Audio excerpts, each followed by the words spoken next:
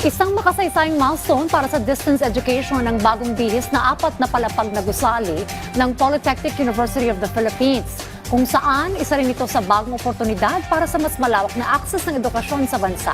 Yan ang ulat ni Elijah Canlas.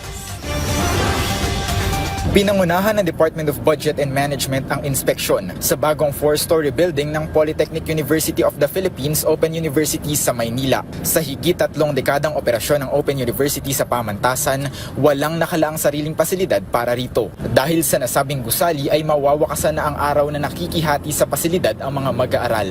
Ayon kay Budget Secretary Kim Robert De Leon, ang 185 million peso na proyekto ay mahalagang pamumuhunan ng Administrasyong Marcos Jr. para mapalawak ang abot kayang kolehiyo sa bansa.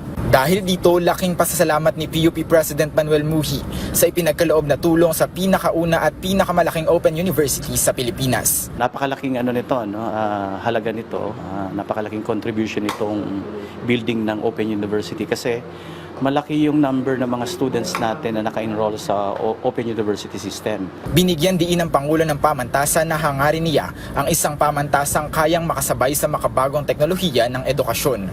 Abala na rin ang administrasyon ng PUP para sa pagbubukas ng panibagong taong pampanuruan para sa bagong batch ng Open University students.